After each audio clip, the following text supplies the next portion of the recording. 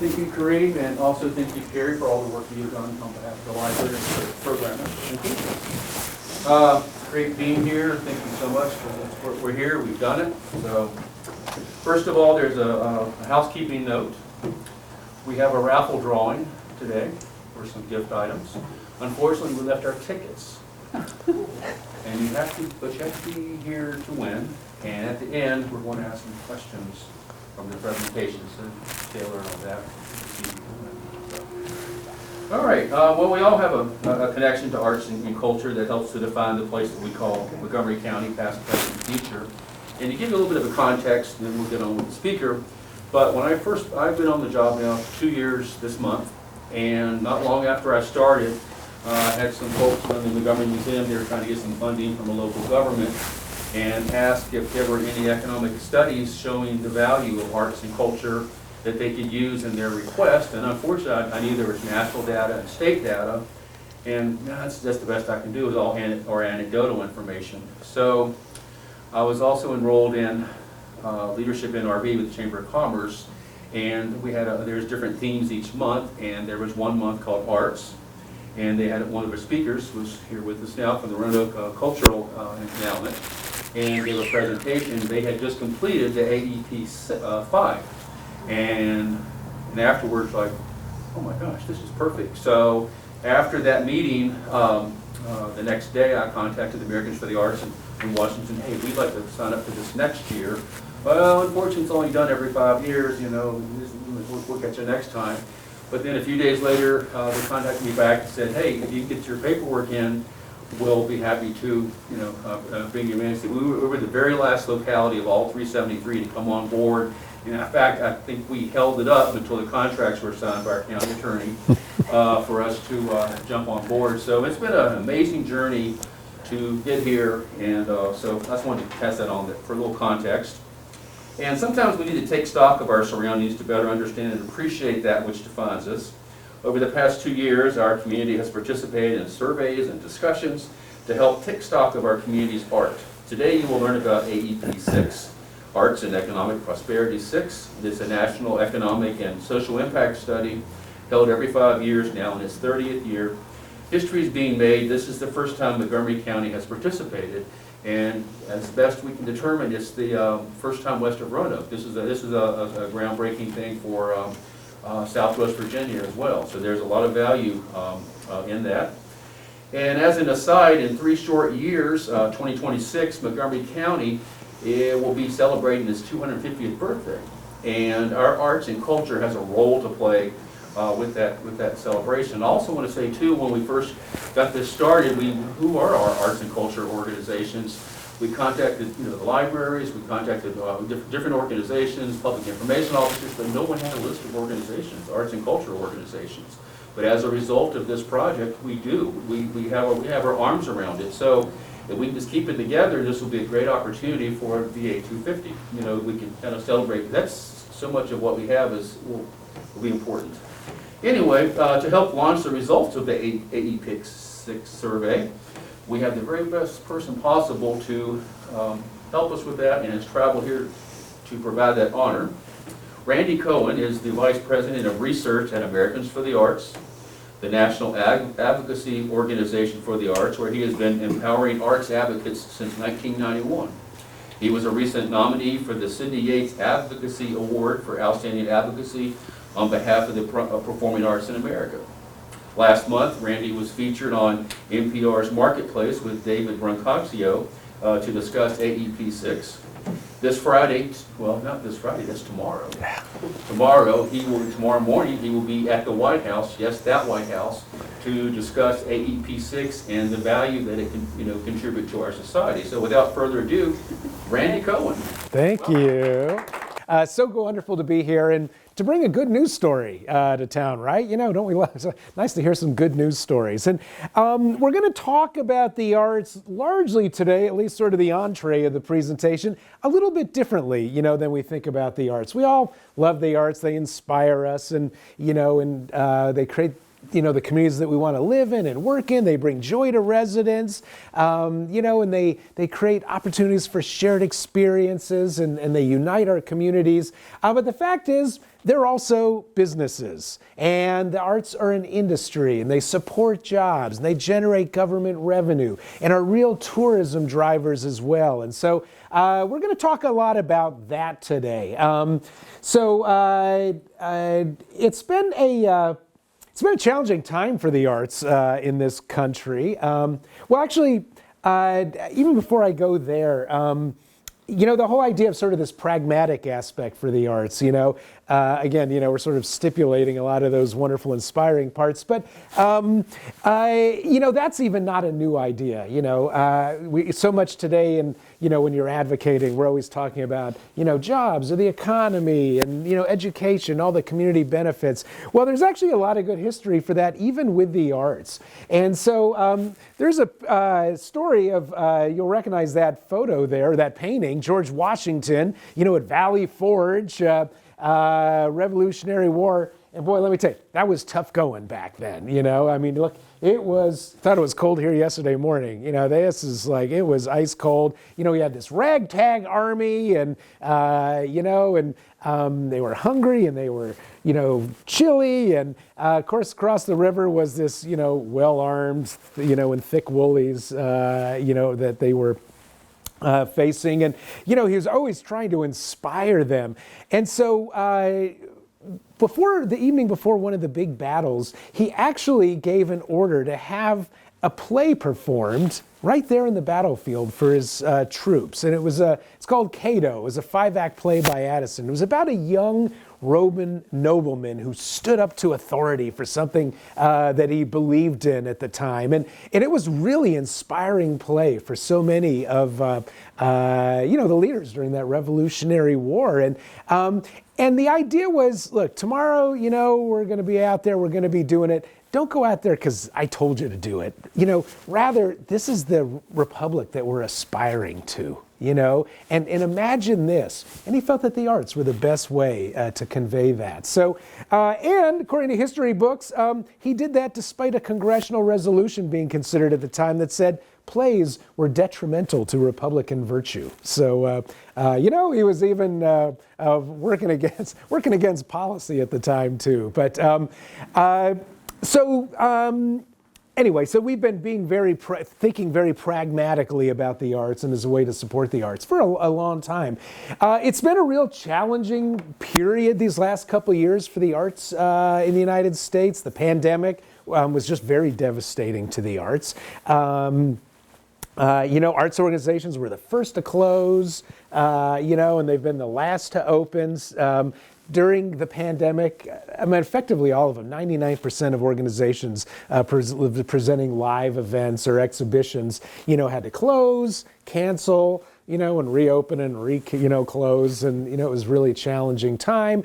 Johns Hopkins University tracks employment at nonprofits. Arts organizations, arts nonprofits lost jobs at 5 times the rate of typical nonprofits. Even the U.S. Bureau of Economic Analysis at the Department of Commerce did a big report on what did the pandemic do to the economy. And, of course, around here where, tourism is so important, tourism, hospitality, hotels, airlines really got hammered. And then they called out the arts, like, look out below, down here, 73% hit, economically. So, not all the news was bad during the pandemic for the arts, however.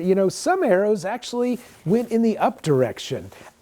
Personal creation, people making art, spiked. Amazon was publishing articles about this huge increase in the number of ukuleles it was selling. So, I don't know, did anybody take up anything new during the pandemic? Anybody try? Yeah, what it was? Embroidery. Oh, good, embroidery, excellent. Yeah, was someone over here? Oh, Shailene? Oh, all right, got it. That's living collections. That's right there. That's like an aquarium. So, Emma, what were you gonna? I guess right before the pandemic, but digital art. Did you? Okay, excellent. So, we did a big national public opinion survey this past summer, one of the largest public opinion surveys ever conducted. And it's, 3,000 people across the country. 37% of the population said, yeah, I tried a new art form, a new craft, some music. Could have been culinary, or, some different creative pursuits. I personally took up knitting. So this is something I'd always thought about, and my grandmother, the aunts, I always loved the clickety clack of the needles and everything, and wherever the knitting was happening was like where the best family conversation was happening. It's like, all right, why haven't we seen these people for a while? Now I know. So, I ordered the stuff on Amazon, and I, did some YouTubes, and a neighbor sort of helped me do it. I'm not that good. I make like the world's longest scarves, but after I'd watched everything on Netflix and Hulu, I didn't want to get off the couch, but I knew I had to do something different. And it was just such a satisfying, centering, settling activity and craft. And so I really loved it. So once things started to open up again, and my wife and I must get out of house, we thought, well, maybe we'll, find a museum to go to. And now that I am a fiber artist, I thought, well, let's try the Textile Museum, downtown Washington, D.C. We got a great textile museum there. And so what did we do? Well, we went online and, went to their website. They were open. Here were their hours. There's the safety protocol. Bring your mask. Keep your distance. And, we found the right hours for us and clicked another button, bought our tickets, and so we're ready to go.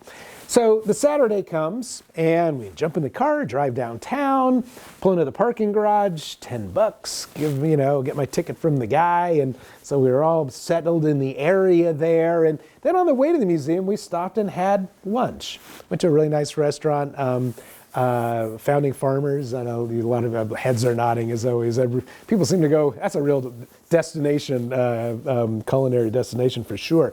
Had a lovely lunch. It's farm to fork. Everything's grown within 50 miles. Spent about $70. Wasn't a cheap lunch, but it was great. Took our time. Yay, we were out. And then from there, it was on to the museum. We walked over and, it's beautiful modern architecture, and walked in, showed them the touchless tickets and got our programs. I can tell you my first sensory experience, finally being out of the house, was not like inspiration from a 1,000-year-old tapestry. Actually, it was the air conditioning, because this was August in Washington, D.C. And kind of walking at that distance, it's like, oh my God, we got in. It was just like, so glad it's cool. And then, when we read about the, different programs and heard a talk from a curator and, and there were some exhibitions and that type of thing. And so I'll just kind of pause right there. Because think about all the industries that were already touched related to this one Saturday afternoon, finally getting out of the house after the pandemic. Well, it started, the week earlier when we went online to see the website for the museum. Arts organizations have websites, right? We take this for granted, but the fact is that means we employ computer programmers and web designers. And if you do your tickets online, that's banking, finance, e-commerce, and, photography and everything that goes into a website. And then we went downtown and parked in the parking garage. I can tell you during the week, you can't even, it's so busy down there, you can't even get a place in the garage. The weekend, if it wasn't for those arts and culture organizations, the museums, those garages would almost certainly be closed because there is nothing else going on in that part of the city. We don't have tumbleweed in Washington, D.C., but let me tell you, we would. It'd be rolling across town if we did. So, and that parking attendant, the guy who gave me my ticket, that's a job. And somebody owns that parking garage and manages it. Those are businesses. It was off to the restaurant, right? $70. Some of those dollars are going to the local growers and producers of the food, everybody within 50 miles.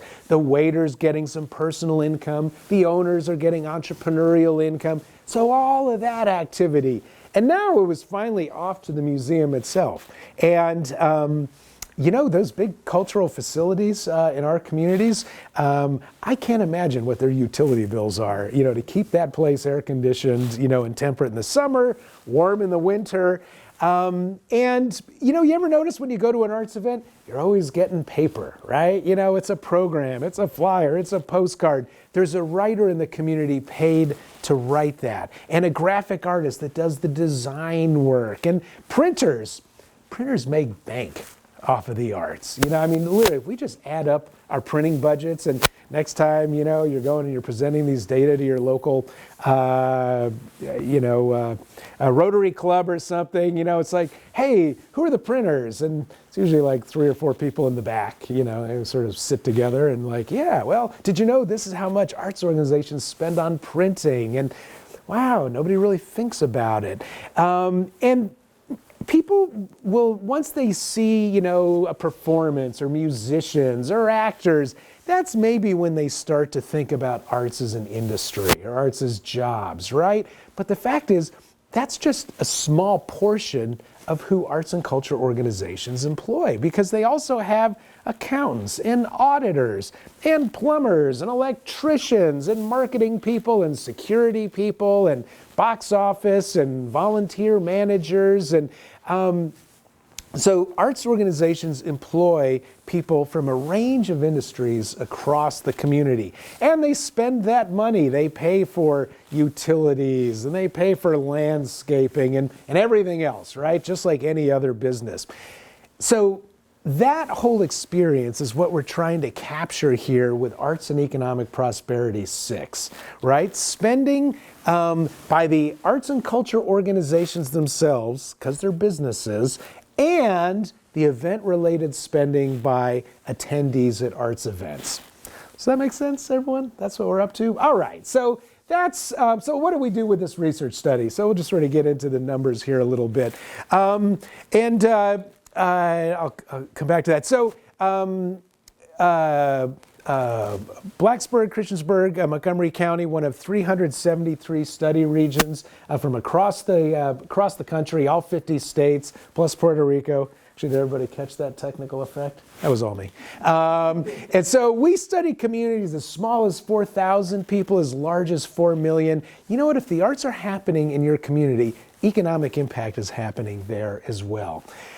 We focused, as you heard, on nonprofit arts and culture organizations, and that may also include, you know, municipal organizations or programs at the library or an arts program at a social service organization. But it does not include Hollywood motion pictures. It doesn't include, you know, architecture firms or, you know, publishing or individual artists. All a huge part of the cultural ecology, but just not really the focus of this study. Why just nonprofit arts and culture organizations?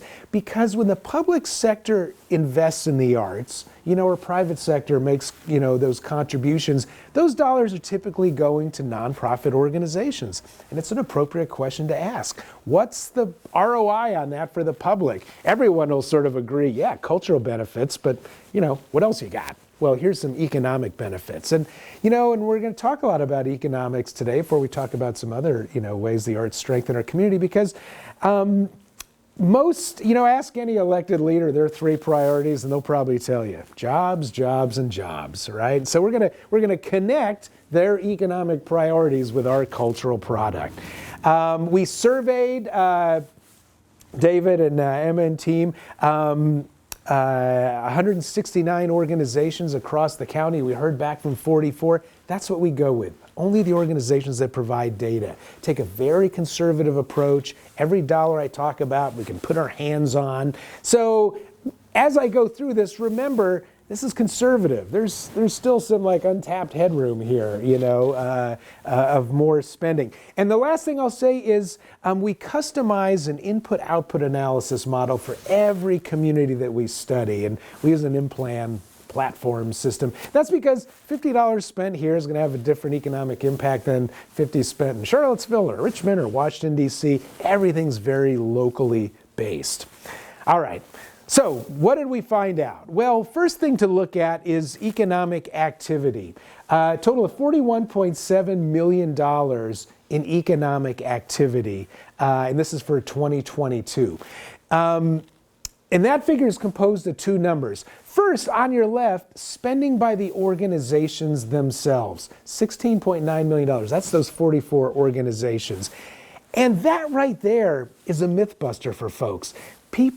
Everyone appreciates arts as these wonderful community amenities, and they are. But the fact is, they are businesses. They employ people locally in the community. They purchase goods and services from other businesses in the community. They're members of the Chamber of Commerce, and they're involved in the marketing and promotion of their regions to drive tourism. Arts organizations are good business citizens. Now, any business has an economic impact. The dog catcher's office, the gas station, anytime a dollar changes hands. But few industries generate the kind of event-related spending that the arts do. And again, think of Textile Day, to the museum. There was a lot of money that changed hands that day, and that was just, the two of us, one event. So to get at that figure, David and team surveyed, mostly David, surveyed more than 1,300 attendees at a whole range of arts events, and to find out people's spending and some other pieces you'll find out later. But you tally all that up, those 44 organizations alone had more than 726,000 attendees. So we're talking about a lot of foot traffic, right? So that number, $22.1 million of event-related spending by arts audiences, and that doesn't include admission, by the way. And so that's how we get $41.7 million of economic activity. That makes sense to everyone? All right, so what is the economic impact of that? Well, the first thing we look at is jobs. Remember what I said? What is a legislator's priorities? Jobs, jobs, and jobs. 697 jobs across the county. And remember, those aren't just jobs at arts organizations. Those are jobs spread throughout the community. It's not just artists. It's the accountants. It's the plumbers. It's the electricians. It's, whoever, when they pay the utility bill, the utility company pays, the people working there. It's the measure of the impact of this spending through the community from the organizations, and then also on the event-related spending side, the audiences, a lot of hospitality, a lot of restaurants, hotels, that kind of thing. Bottom line, arts, not just food for the soul, putting food on the table for 697 households right here in the county. What else do we look at? Household income. People are making a living from the arts. $24.4 million in earn, paychecks and salaries and entrepreneurial income, all the different ways people make money. It goes in this pocket, and then you take it back out and write a check for, rent and everything else. So household income is the second thing we look at. And then the third thing is government revenue. $7.1 million in local, state, and federal government revenue as a result of that economic activity. A lot of people think we want to support the arts when times are good, but boy, when the economy is struggling, we've got critical services to pay for. But what the data show is that when you invest in the arts, you're actually investing in industry that gives back government revenue to help pay for those services. Bottom line, small investment, big returns. That's the arts. So those are some economic impact measures. Everyone with me so far? Good. So now let's millions and thousands, break it down to a per person unit. The typical attendee to a nonprofit arts or culture event here in Montgomery County spends an average of $29 per person per event, not including the cost of admission. You don't see admission anywhere on any of these pieces of the pie. So, there was there was a lunch, and that was my parking there, local transportation. So you might be looking at lodging. Wow, can you still get a room for $2.93 around here?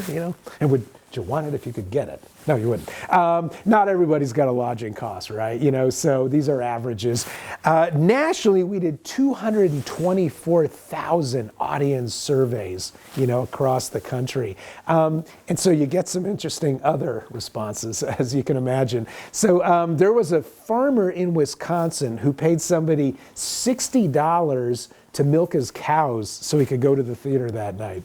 Isn't that great? I don't know. People are doing what it takes to get to the arts. So So in addition to how much did you spend related to that arts event, we also asked folks for their zip code because we wanted to find out, do they live in Montgomery County? Are they local? Are they from outside the county? 30%, nearly 1 in 3 attendees came from outside the county. And there they are, 70% local. And then do they spend differently? Yeah, you bet they do. $42.06 per person per event, not including the cost of admission. Now, we could have stopped there, but we asked them yet one more question because we're just that annoying. But we asked those non-locals, why are you here? We're glad you're here. Thank you for coming. Are you here on business? You here visiting friends and family? 66%, 2/3 of them said, we're here specifically for this arts event. So you can really see the pulling power now that the arts are, we have.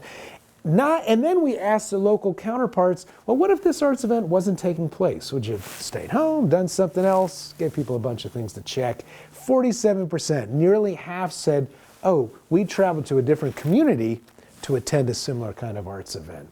So when we support the arts, we're not investing in a frill or an extra, it's an industry. Draws people to the community, and those people spend money.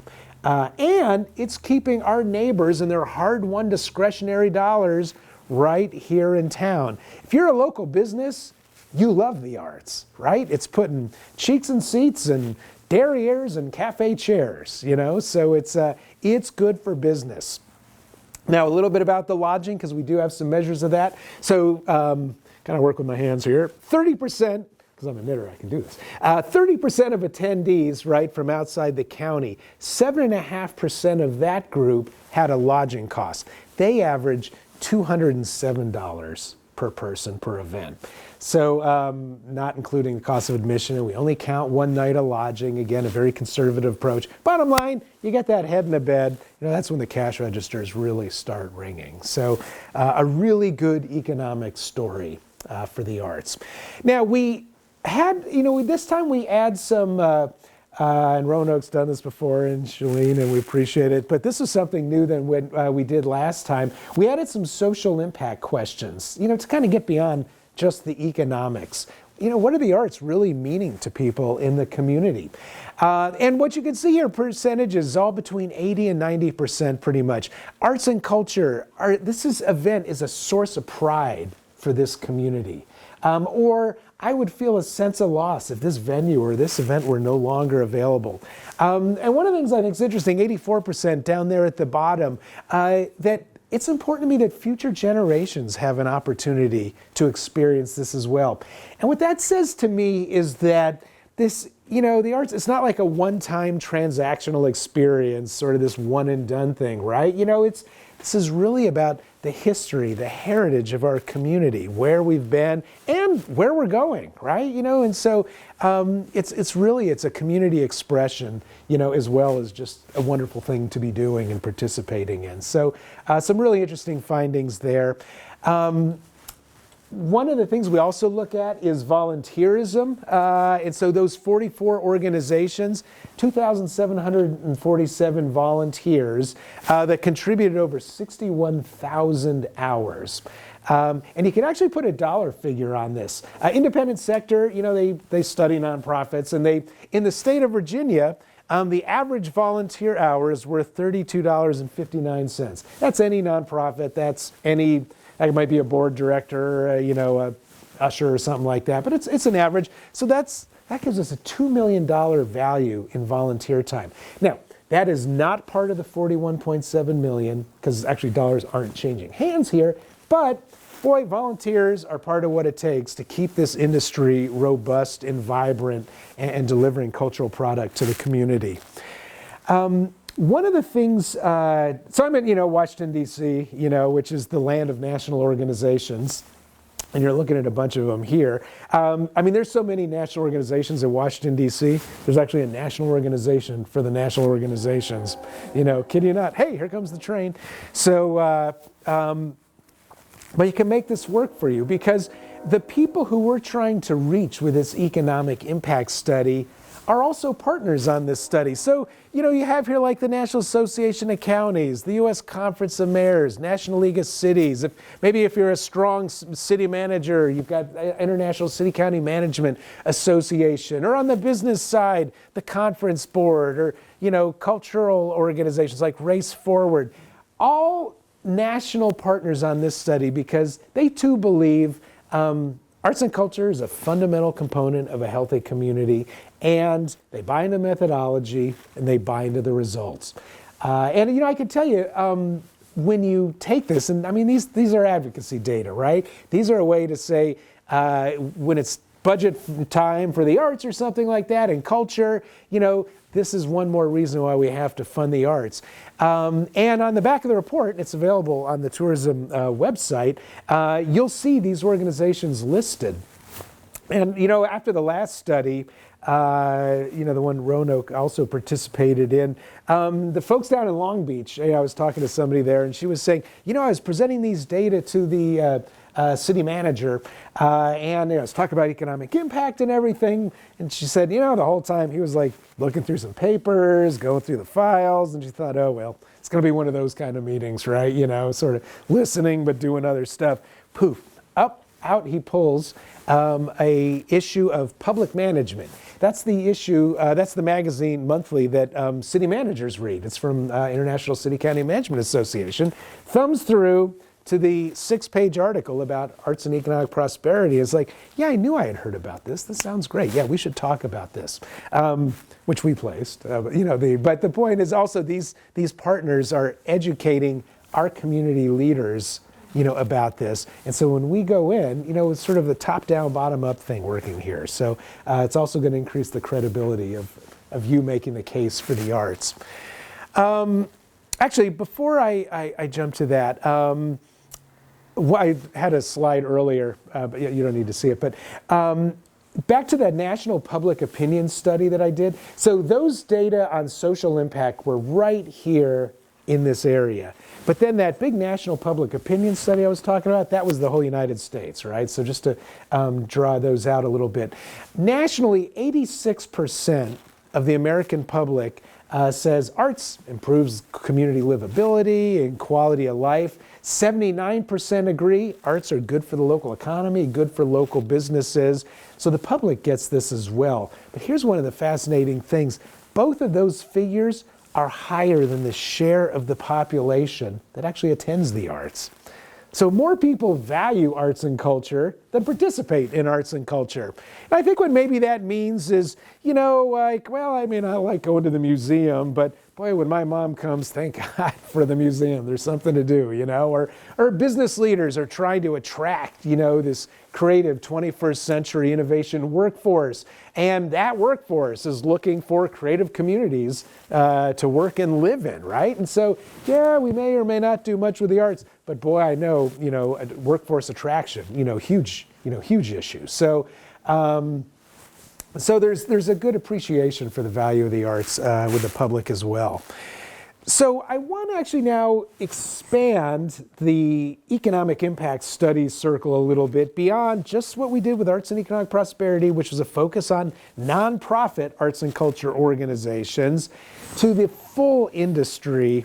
So everyone with me on that? So what we're going to do, and these are numbers you may have seen come up every now and then, so I want to make sure you're aware of them and distinguish how these studies are different. So the U.S. Bureau of Economic Analysis, which is at the Department of Commerce, every year does something called the Arts and Cultural Production Satellite Account. And what they do is they take the entire U.S. economy, dump it on the table, pull out all the arts receipts. So it's all the nonprofit organizations, but it's also the commercial, it's Hollywood, it's, publishing and architecture and design, it's university drama departments, it's, arts gig workers, import, export, and all of it, right? So much more, not the audiences, your AP study is the only one that looks at audiences. But nationally, $1.02 trillion industry, trillion with a T in this country. That is 4.4% of the nation's economy, 4.9 million jobs, and these are for 2021. So they were doing these numbers for a while, and it's like, oh my gosh, this is amazing. Well, now they actually drill down to a state level as well. And so as you can see right there at the top, Virginia, $18.8 billion industry, 3.1% of the state's economy. And that's close to 113,000 jobs. But here's the interesting thing. That 18.8 billion, that 3.1%, that's bigger than Virginia's transportation industry, education industry, agriculture industry. So when you go and you advocate and you champion for the arts, and then you get that, I love the arts, but we got to focus on business and industry in this country. Well, look, you got the numbers right here that says arts are a business, and there are benefits that come from that investment. There's also research that shows that it's part of this, that there is now a causal relationship between a growth in arts jobs to a growth in all employment in regions and states, right? So you want to grow all jobs? Grow the arts jobs. It diversifies the economy. And in rural, so then the Department of Agriculture has some research in rural counties that have 4 or more performing arts organizations.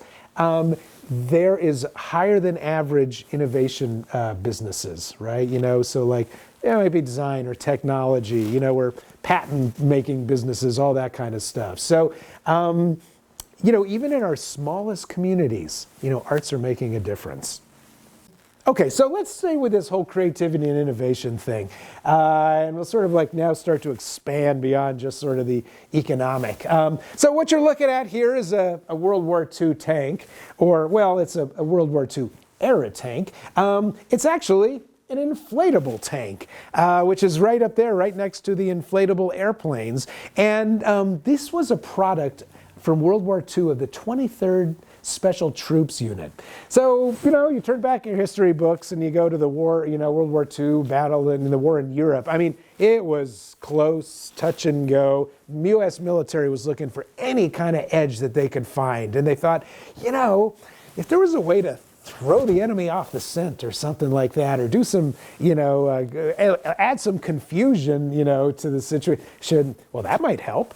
And so what did they do? They went to the United States and they pulled, out artists and actors and designers and writers and technicians. And the 23rd did 20 elaborate battlefield diversions. And so, in fact, one of the U.S. generals credits the 23rd with saving 10,000 American lives during one of the Rhine War battles, because it peeled off this huge portion of the German army that went to chase down the inflatable tanks. They would have, stories of actors, 4 actors dressed up as U.S. military officers sitting in a bar or restaurant known to be frequented by spies, and maybe just talking a little too loud, and maybe like they had just a little too much to drink, and when Patton goes south, boy, there's going to be trouble, knowing somebody's like, ooh, Patton headed south, right? So, and the military actually kept mum on this. I mean, people knew about it, but for the full 50 years, they were nicknamed the Ghost Army. And 2 years ago, Congress gave the 23rd a Congressional Medal of Honor, Gold Medal of Honor. So, so it was, a Congressional Gold Medal to the 23rd headquarters. Yeah, I wanted to make sure I got that right. So anyway, really fascinating. Now, my point with this is, if you can use some art and creativity in the middle of a World War II battlefield to prosper, man, we sure can do it right here in town, right? And so this is the importance of creativity and innovation.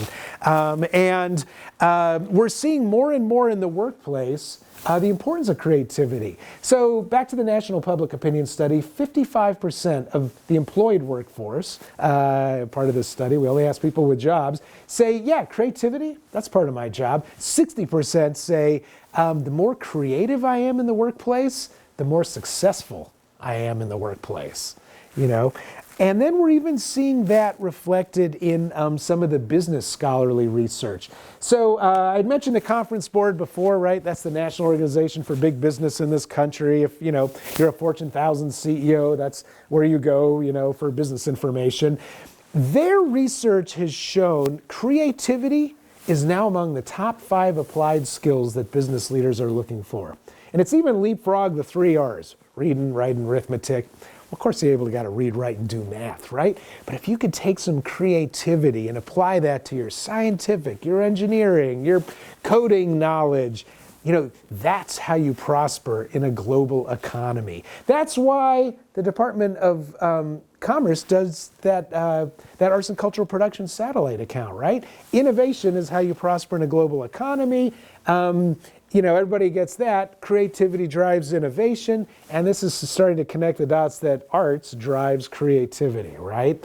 72% of business leaders in this report say creativity is of high importance in hiring. 85% of those folks say can't find the people we're looking for. And what they also kind of learned is people aren't even sure how to identify a creative worker. There's no typing test for creativity. The biggest indicators of creativity, and there were 2 way at the top: starting your own business, so entrepreneurial activity, and 2, study of the arts, especially while in college. And they write the conclusion of the report: it's clear that the arts, music, drawing, drama, dance, literature, media, provide skills sought by employers of the 3rd millennium. So we used to have a board member who was a banker, and a lot of banks, and he used to also be chair of the American Banking Association, everything like that. Very esteemed member in the banking world. And he would always talk about how during interviews he would ask about people's involvement in the arts. Because for him it was a proxy for creativity. Do they attend? Do they make? Do they? Just something to talk about it. And so, then he'd quip. Except for my bank tellers. I don't want creative and innovative bank tellers, but everybody else, right? So anyway, so we're seeing more and more creativity become a bigger and bigger issue. And it's also now a big thing with workforce attraction. I tell you, I go to a lot of communities, and even some big cities where I hear things like, our #1 export is highly educated young people. Devastating, right? And so this is a question that communities are asking themselves, look, we raised you, we loved you, we educated you, and now you're on the next plane to Silicon Valley or Austin or something like that. What would make you stay? And the responses have been pretty consistent. You want me to be creative and innovative in the workplace? I'm a creative person. I want arts and culture in my community. I want arts maker spaces, festivals. And so that's another way, that's another competitive advantage that we get with this vibrant arts community that we have here. So kind of a different way to look at economics and the arts, right? But that's a big part of it. Because if that's where the workforce is these days, that's where the businesses go. And of course, then this makes an important case, just sort of branching out farther still, for arts education. Which honestly I think is the most important thing we can be doing these days, making sure every child's receiving a quality arts education in this country. There's so much research that demonstrates the educational benefits. One of my faves still is, I was a UCLA researcher, James Catterall, who looked at longitudinal data on 25,000 students in 1,000 schools across the country.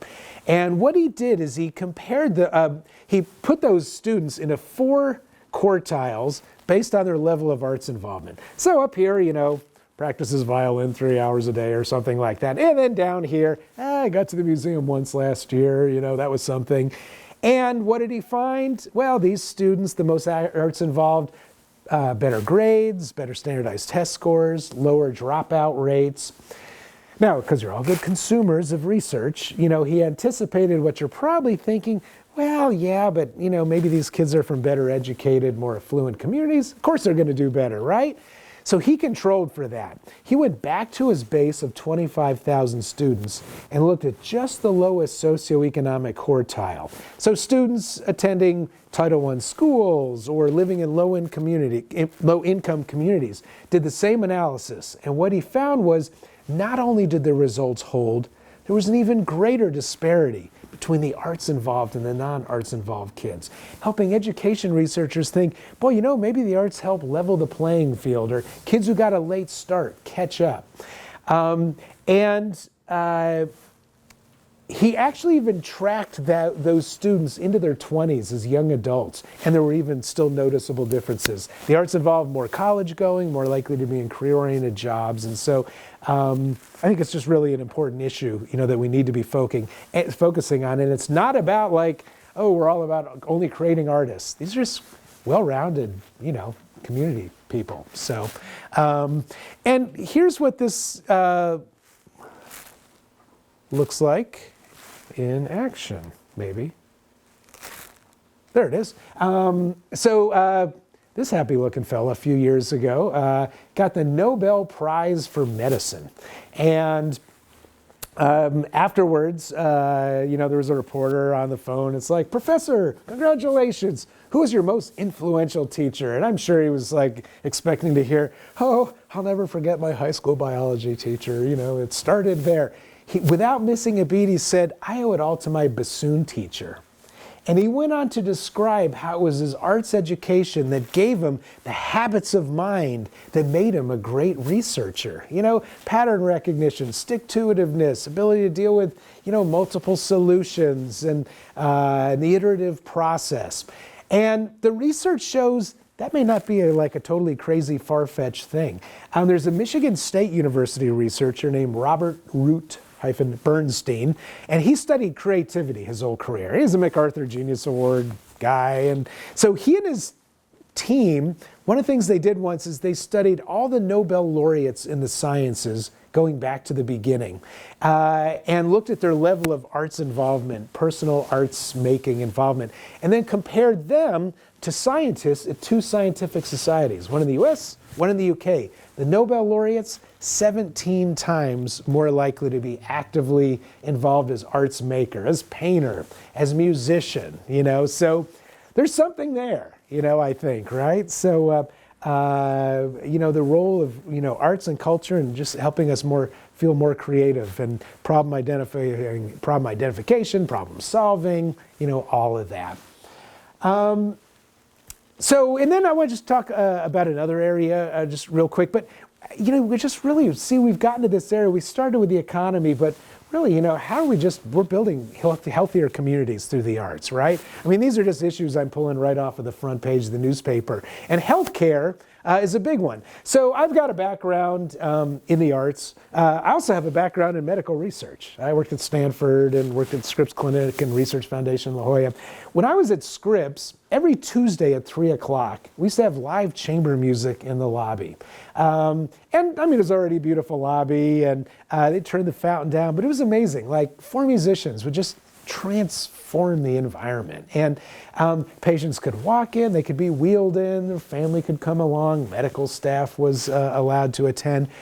But what we started to notice is that patients that we'd see in their rooms clinically, lethargic, depressed, even if you had a view of the ocean, nobody wants to be in the hospital, right? But you could see physical transformation in people. Eyes got less cloudy. Their posture got better. And it's like they just sensing a greater awareness of the environment around them. And, and it was just noticeable. We used to think like they're getting a IV drip of the arts or something like that. Something's happening here. Well, there's this growing body of research now that shows when the arts are part of our healing and our health care, shorter hospital stays, fewer doctor visits, less medication, saves money. So a lot of benefits there. And so healthcare, huge issue, huge piece of the nation's economy. Here's a way to, make that work better. And, I love this stuff so much, but it's not a new idea. The god Apollo was the god of both music and healing. Talk about a big portfolio. That guy had it, right? So we're rediscovering a lot of these benefits of arts and culture to our communities. This gets back to the National Public Opinion Study, and I just also think one of the most important things as we continue to emerge out of this pandemic is arts and culture create, they're community unifiers. 72% of the American public says the arts create opportunities for shared experiences, regardless of age, race, ethnicity, faith, people come together. It's like, hey, we're having this experience in a public space. Nobody cares who you voted for or where you practice your faith. We're all seeing this great concert or something. And then 63% of the American public, the arts help me understand all other cultures in my community. So, you'll see there's a wealth of that kind of data also. So let me wrap up here. And with this picture. So this is from a picture from Paris in 1913. Bad news at the Louvre. The Mona Lisa was stolen in 1913. It took them 2 years to get it back. And these are the hooks on which it had been hanging. But in the 2 years that the Mona Lisa was missing, more people went to see where it had been hanging than saw the painting itself in the previous 14 years. It's so easy to take arts and culture for granted, to assume it's always going to be there. But we all have a job to do. We need to attend the arts. How can we support the arts? We can attend, at the end of the year when we make our annual donations, include an arts organization that you like as part of that as well. If you're at a city council meeting and, and somebody says, well, boy, we like the arts, but we can't afford to fund the arts, not in a challenging economic time, you can stand up and say, hey, look, you know what? The data tell us otherwise. And so, and again, go visit the tourism department's, David's organization's website. He'll give that to you. And download the report. Everything I talked about is in there. And, do what you can to help advance the arts. Because everything you do to advance the arts is important. You're important for doing it. So thanks very much. I'll stop there. So that was a lot of information I gave you. Now, David just passed out these 10 reasons to support the arts. Most popular one-pager ever. Kind of all those things are highlighted on there. But any questions, concerns? I challenge that. That's okay too. I do. Yeah. Oh, good. Let's have it. Where it says that the arts are a larger industry, this was on the economic analysis. Yeah. Larger industry in education. So, surely that leaves out public schools? Public schools are one of the top 3 employers in every jurisdiction in Virginia. Mm-hmm.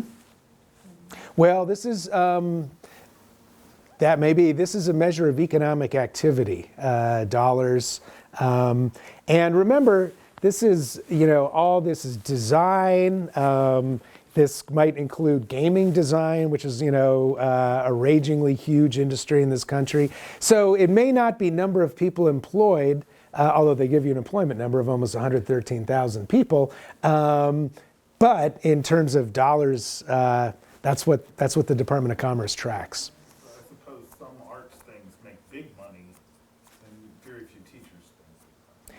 I'm married to a teacher, I can attest. Or librarians. Yeah, she's a school librarian, so it's that to boot. Anyway, sorry, David. Could it be that because it's government, that's not included, perhaps?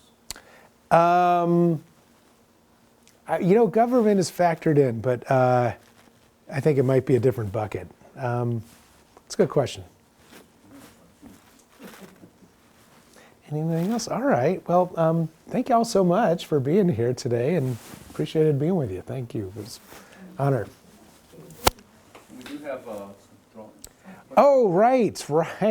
So how many do we have drawings bags? Did we? There's 3. There's 3. All right. So you heard David mention at the outset, door prizes. So instead of making you all drive downtown Blacksburg to get your ticket, drive back and then have it pulled, we're going to do, we'll do some, how about some Arts and Economic Prosperity 6 trivia. All right. So first hand up. How many jobs are supported by arts and culture right here in the county? Well, I look at my notes. I'm not going to do that. Well, at least you knew to look at the notes. So you're 976. no, a couple of those digits are in there though. Yeah, I thought there was a 9. All right, someone look. I'm not going to tell you. I have it. I know, but I'm not allowed to bring any more stuff home. Okay, well, I Yeah, 697. that is correct. Yay, all right, we've got a winner over there. Now, one of the other measures of economic impact is government revenue, right? Because, you know, this arts and culture, it's just not leaching that investment out. It's giving back, it's returning. How much? It was millions. How many millions of dollars? Yay. 7.1. Ding, ding, ding, ding. All right. Excellent. And all right, so that's a second one. Every time somebody goes to an arts event, they spend an average of what per person per event? And it ends with a 00. Yes, Jenny. $29, you got it. $29 even. I can tell you as a researcher, that makes me crazy. It's like, run the numbers again. It's got to be like $29.01 or $28.99. Is it really like 29 even? But it was, and it is. So, okay, great. Well, we've got the winners. Thank you all so much. And go forth and conquer.